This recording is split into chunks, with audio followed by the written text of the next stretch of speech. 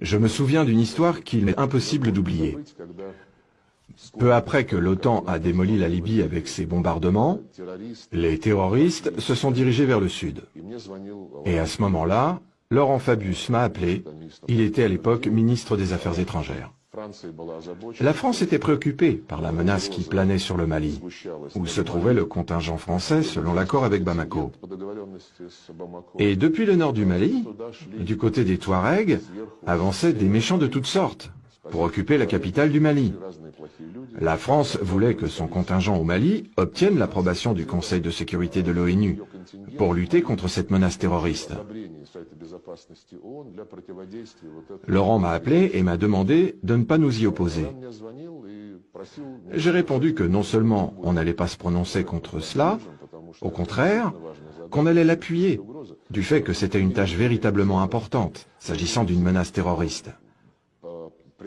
Mais il faut garder à l'esprit, lui ai-je dit, que vous allez réprimer les activités des gens que vous avez armés en Libye. Il a ri et m'a dit, c'est la vie. Il faut dire quand même que c'est la vie, ce n'est pas de la politique.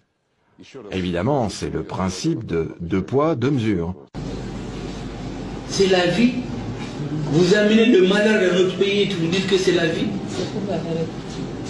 Elisabeth Guibou, c'est la présidente de la commission des affaires étrangères. Et les socialistes, ce n'est pas du droit. Il a une citation que j'ai dans mon livre. Elle dit qu'il faut mettre un plan d'autonomie du nord du Mali.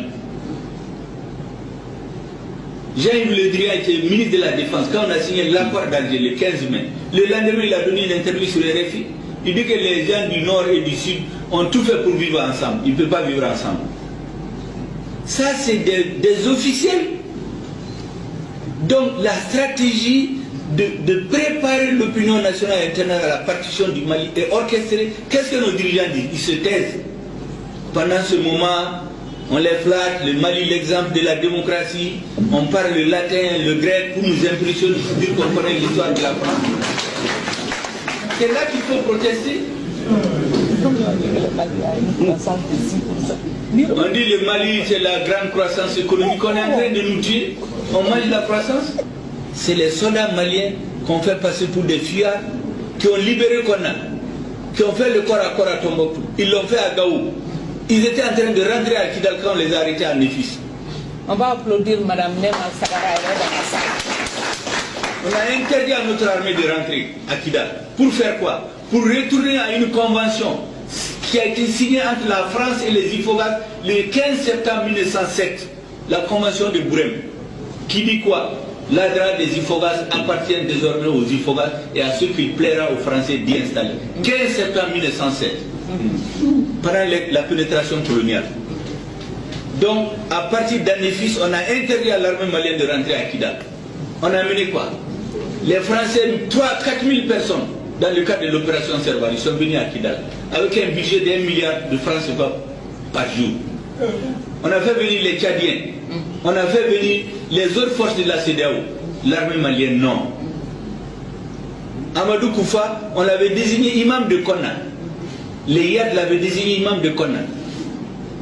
Après la chute de Konna, il est parti avec tous les talibés pelus. On les a encadrés, ils sont partis à Kidal.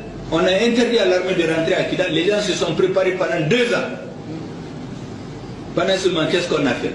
Les Ménélas qui n'étaient ni une force politique, ni une force morale, ni une force militaire. Ces dirigeants étaient exilés à Ouaga et à Nouakchott. On est allé les amener dans les fourgons de Serva pour les installer à Kidal.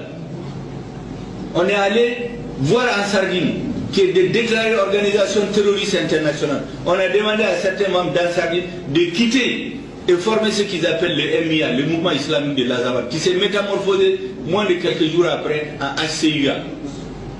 On les a mis ensemble et dire au gouvernement malien, c'est avec eux qu'il faut négocier. Alors qu'on leur a demandé de venir nous aider à libérer notre pays. Ils coupent notre pays en deux, ils forment des interlocuteurs et on nous oblige à négocier avec eux. On dit qu'on fait l'interposition pour la paix. Il n'y a pas de paix. Vous vous interposez entre qui et qui? C'est ça l'origine de l'insécurité. On a fait un mauvais diagnostic. On a essayé d'expliquer, de justifier la rébellion par quoi?